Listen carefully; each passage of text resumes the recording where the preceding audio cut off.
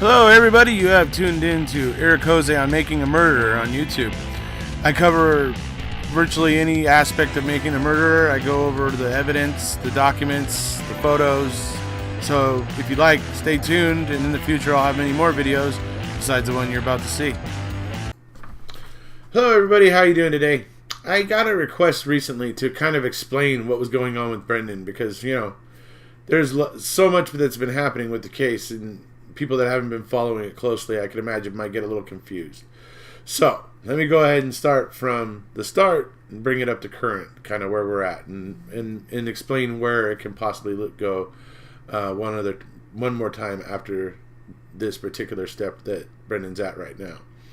So where it started is obviously Brendan and his defense team, Nye Ryder and Drizzen, filed for habeas relief with the district court, the federal district court, and obviously it made it in front of Magistrate William Duffin, and William Duffin decided, after considering the case, in a 91-page decision, which I will leave a link for below, and also my video about it.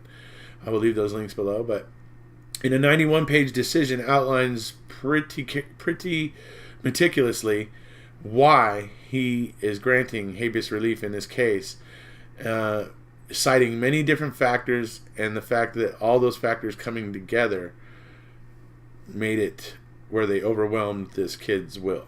So it's very, very interesting, but it took 91 pages when usually these decisions don't usually go that many pages. So that tells you something. Well, we know that then that was back in August or September when that happened, and then later on in about in like October or so, it was ordered that there would be oral arguments, and those were set for February 22nd, I think it was. I don't know. It was in late February of 2016. I'm sorry, of 2017.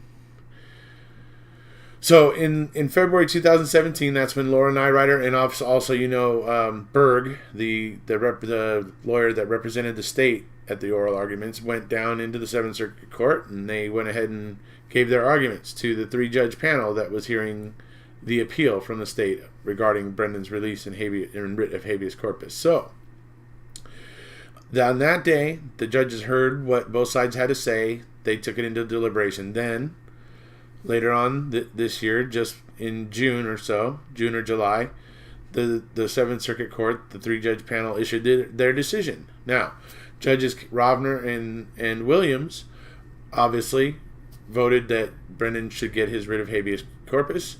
Obviously, Judge Hamilton did not feel the same way. He was the dissenting judge, but 2-1, Brendan was granted his writ of habeas corpus. So that meant Brendan, they basically, the state once again had 90 days to release Brendan or retry him or appeal again. Well, what the state did was they asked for, or motioned for, an en-banc review.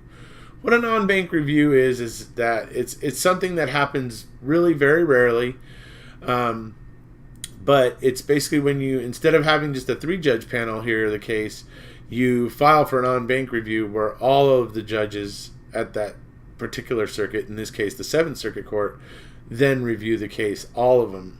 So in this case, there's 8 judges right now at the Seventh Circuit Court. So all 8 judges are now going to review Brendan's case, and they're all going to vote again because the decision made by the three-judge panel at the Seventh Court has now been vacated because the en-banc review was granted.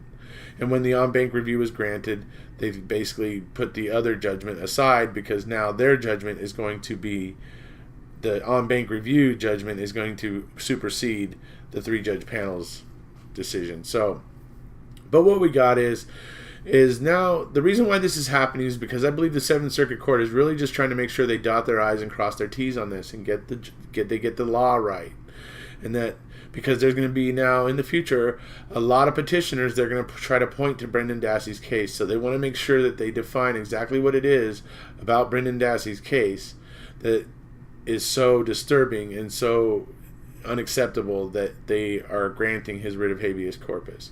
So, like I said, this comes down to the fact that a lot of petitioners are going to be trying to point to this case in the future, so they want to just get it all defined. Like I said, dot their I's and cross their T's on it. And I believe that's why we are getting an en banc review here. Now, what can happen here? Well, Brennan's in a pretty good position. You got 8 judges. Brennan's in a pretty decent position. You know, he's already got 2 judges there that are already voted that he should get his habeas relief. Basically, out of the other 6 judges, he just needs 2 more, because if there's a tie, if there's a 4-4 tie, he wins because he has already been granted his writ of habeas corpus twice now. Once by Duffin, and then the second time by Rovner and Campbell as the members of the 3-judge panel there at the 7th Circuit Court. So that's 2 times that Brennan has been granted his writ. So he is in a stronger position here than the state. And so if it's a tie, it goes to him. So that's all he needs right now is 2 more of these, 2 of the remaining 6 judges to see it the way that Rovner and Campbell do. And then he wins. Now, when that happens, which I'm pretty certain it is, the state has one more option. They can petition to the Supreme Court, and they can try to get this case in front of the Supreme Court in the hopes that the Supreme Court will knock it down. I feel pretty certain that if the en banc review goes in Brendan's favor, I doubt that we're going to find it. I doubt that we're going to find the judges on the Supreme Court seeing it very much differently. You got to look at it right now, as it is right now. Before, because we don't know what all 8 judges on the en banc review are going to decide. But right now, as it stands, 3 out of the 4 federal judges that Brendan's case has been in front of have voted that he should get his writ of habeas corpus. They've granted it. 3 out of 4 that have seen it so far. That's 75% of the judges that have seen this case so far. So that's where we're at with this case. I know it can be somewhat confusing. I will also leave the decision by Rovner and Williams. Rovner and Williams' decision was about 121 pages. Once again, an extraordinarily long decision, but they wanted to make very clear why they had problems with it and why they were granting habeas relief in this case. So I will leave that link and then my video about that particular decision also down below, and I will leave some other things. I'll leave you some of the videos. I'll leave you the highlights from the original oral arguments originally back in February for the 7th Circuit Court. I'll leave you what I kind of considered the highlights from that. I'll put that link below. And basically I hope that everybody now understands kind of what's going on. I know it can be confusing, like I said, because he's ordered released. He's then knocked down. Then he has to wait for the outcome. Then he wins again. Then he can't. Then I know it can be confusing for some people that aren't really following it very closely. So I also have one other request for my subscribers before we go here. Is if you're out there on social media and tweeting and doing that sort of stuff, I would like for everybody up until the 26th or beyond if you'd like, but coming up on the oral arguments here, I would like everybody to please try to use the hashtag #FreeBrendanDassey as much as you possibly can.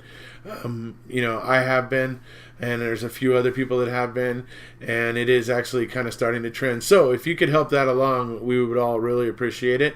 Retweet other people who are using that hashtag, all that stuff, anyways. So just wanted to ask that. Hopefully this video helps you out. But if that's about it for today. If you haven't already, please hit subscribe, and we'll see you.